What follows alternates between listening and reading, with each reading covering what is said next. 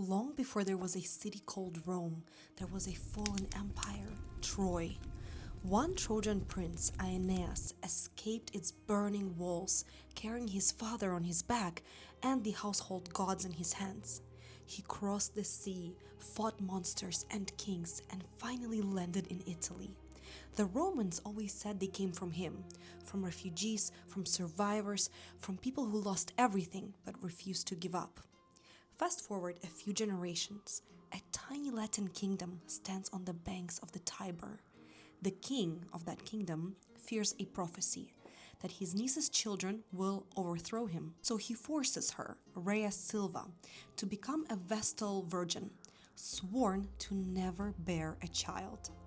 But one night, she claims that Mars, the god of war himself, visited her, and soon after, she gives birth to twins, two baby boys, Romulus and Remus. This isn't the story of a city. It's the story of how myth became power, how two brothers, Romulus and Remus, went from legends in the dirt to founders of the greatest empire the world had ever seen. This is the story of the origin of ancient Rome, told like an engaging history drama show. Are you in? Two boys are born, and the king panics. He orders the infants drowned in the river. But the servant who was sent to do it hesitates, and instead he sets them adrift in a small basket, letting fate decide. Picture this: down over the Tiber, mist curling over the water, and a basket bumps against the roots of a fig tree. And from the shadows comes a she-wolf. Her name in the legend is Lupa, the wolf mother. She lowers her head, sniffs, and instead of killing them, she feeds them. The Romans loved this image. Their first citizens weren't nobles, they were orphans raised by nature itself. It's how Romans saw themselves, essentially, wild, fierce, and self-made. A shepherd, Faustulus, eventually finds the twins and raises them with his wife. They grow up strong, loud, and a little feral, always wrestling, always leading. I picture them as opposites.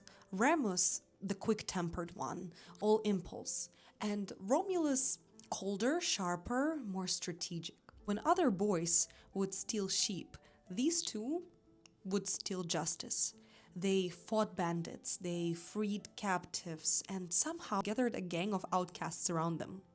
One day they discover who they really are: the lost princess of Alba Longa. They march home, overthrow their uncle, and then decide to build their own city. But because this is Rome, they immediately start fighting about where to build it. Remus says the Aventine Hill has the best view. Romulus says the Palatine is stronger, better for defense. They agree to ask the gods for a sign. Remus spots 6 vultures first, but Romulus later claims 12. And that's it. 2 brothers, 2 omens, 1 throne. They argue, they shout, and when Remus mocks the walls Romulus is building, he jumps over them in defiance. Romulus strikes. The first blood spilled in Rome is family. As Remus falls, Romulus whispers, "So perish whoever crosses my walls." And that line gives me chills every time. It's brutal, but it's honest, because from that moment, Rome's story was always about boundaries: who's inside, who's outside, and what it costs to protect what they build. So Romulus becomes king. He names the city Roma after himself. He builds a fortress on the Palatine Hill and lays out laws, not written, but enforced with his presence. To remember this, just think: Romulus is the founder who gave Rome its backbone, a mix of genius and violence that would define it forever. So when you picture Rome, don't picture marble yet. Picture the dirt, the river, the wolf, a princess defying a king, twin brothers fighting for a dream, and a city born out of exile, violence, and hope. Rome's origin story is not clean, but that's what makes it unforgettable. Every empire starts as someone's impossible idea. And this one, it began with two boys, a wolf, and a promise whispered to the gods. Still here? Okay, good, because I just can't stop thinking about what happened after. Romulus kills his brother, builds a city out of dust and defiance, and now he has to rule it. Think of it like a startup that just suddenly went viral overnight. No HR, no laws, just a bunch of outlaws and dreamers trying to figure out a way to live together. And Romulus, he opens the gates and basically says, anyone who wants a second chance, come in. So can you imagine the crowd? Escaped slaves, ex-soldiers, debt dodgers, people who honestly had nowhere else to go.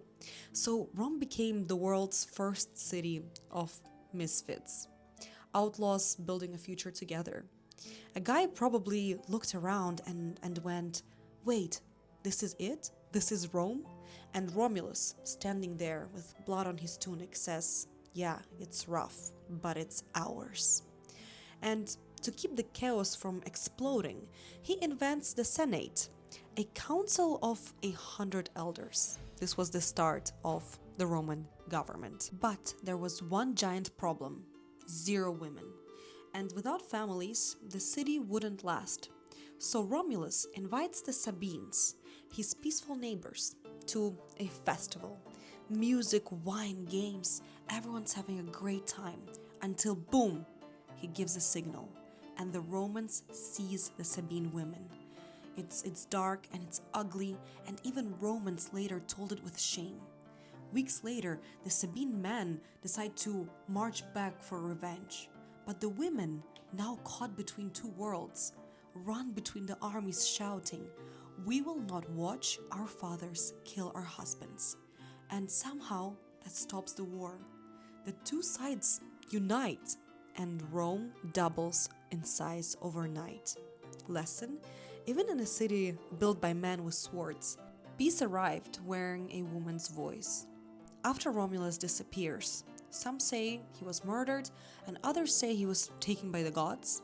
6 kings follow, and each one leaves a fingerprint on Rome's identity. So the senators choose Numa Pompilius, a gentle Sabine who prefers prayer to battle. He builds temples, invents the Roman calendar, and teaches people ceremony and discipline.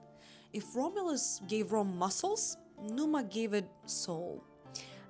He supposedly met with a nymph named Ageria, who advised him at night. So you can just imagine him walking in the moonlight, taking spiritual notes. Try to remember him as the quiet balance to chaos, the inventor who made Rome civilized. And then comes Tullus Hostilius, who basically says, enough of this temple stuff, let's fight somebody. So he destroys Alba Longa, Romulus' ancestral city, because he believes that peace makes men weak. So Rome grows, but the gods get tired of his arrogance. Lighting strikes his house. Next, Ancus Marcius mixes both worlds, warrior and builder. He expands the city, he builds the first bridge over the Tiber, and founds Ostia, the seaport that will feed Rome for centuries. Picture cranes, ships, markets. That's when Rome's heartbeat gets louder. Whenever you see a port city buzzing at night, think of Ancus. He is the reason Rome looked outward instead of just inward. Then an outsider arrives, Tranquinius Priscus, the first Etruscan king. He was wealthy, clever, and kind of glamorous. He built the Circus Maximus, massive chariot races, glittering crowds, and the Romans would say, "He's not one of us." He would smile and say, "Exactly, that's why I can see what you can't." And under him, Rome stops being a town and starts looking like an empire. Every era has that one visionary everyone side-eyes until he's proven right. So he gave Rome essentially the glamour, the luxury, and the glistening, sparkly image that Rome ended up having in the future. Servius Tullius is a born slave, but a flame supposedly hovers over his head as a baby. Of course, that would be a sign from gods. He grows up, marries the king's daughter, and eventually rules. Servius creates the census, dividing citizens by wealth and property. He gives lower classes military duty and, weirdly, pride. So now, ordinary Romans start saying, wait, we matter too. The seeds of the Republic are being quietly planted under this king's rule. And then everything crashes with Tranquinius Superbus, the Proud. He's cruel, paranoid, and obsessed with control. People obey out of fear, not loyalty. And his son, Sextus Tranquinius, commits a crime so vile that it changed everything. Okay, so where were we? Right, Rome. It's been built, expanded, fought over, and ruled by a parade of kings who all had main character syndrome.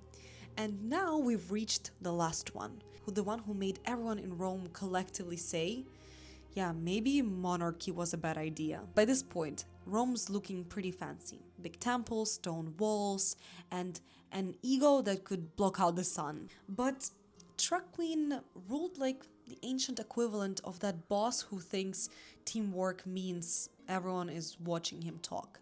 He ignored the Senate, he replaced advisors with cronies, and turned Rome into his personal reality show called Who Wants to Fear the King Today? And his son, Sextus, he makes his dad look like a motivational speaker. Because Sextus was the guy who thought boundaries was a myth invented by weak people. So one night, he visits a nobleman's house, Collatinus, a soldier. Collatinus brags about how virtuous his wife, Lucretia, is. And Sextus decides to test that. And he does something so wild that it burns itself into Rome's collective memory forever. He violates her. And Lucretia, heartbroken but unbroken, calls her family and says, if this injustice goes unpunished, there will never be honor in Rome again. Then, in front of them, she ends her life. Silence. No speeches, no drama, just a woman's courage turning into a revolution. And that's the moment Rome changes forever. Because one person's strategy made an entire city realize they'd rather burn their palace than live under fear.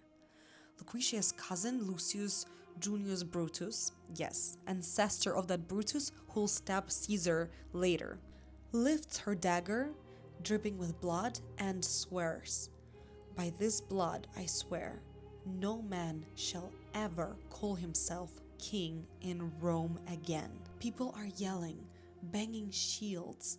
Everyone panics. They storm the palace. They kick the Tranquins out. And for the first time ever, Rome belongs to no one and everyone at the same time. Just like that, poof, the monarchy's gone. Rome wakes up the next morning, hungover on liberty, trying to figure out how to run a city without a king. So they improvise. 2 consuls elected for 1 year. Checks, balances, shared power. It sounds very noble, but let's be honest, that's Rome. The same people who cheered, no more kings. Well, in about 5 minutes, they start fighting about who gets the best chair in the Senate. So picture it. The Tarquins exiled, the throne smashed, and the forum packed with citizens shouting, we are free. Rome is reborn, this time as a republic. But here is the thing that no one realizes yet. Freedom is loud, and loud is messy. And under all that cheering, you can already feel the old ambition stirring again. The same hunger that drove Romulus to kill his brother, that drove Tarquin to rule like a god. It's still there, waiting. Because when you teach a city how to take power, someone eventually will try to keep it. This is where we will stop today. The kings are gone. The republic has risen. But what happens when the people who killed tyranny become tyrants themselves? You'll see in part 2.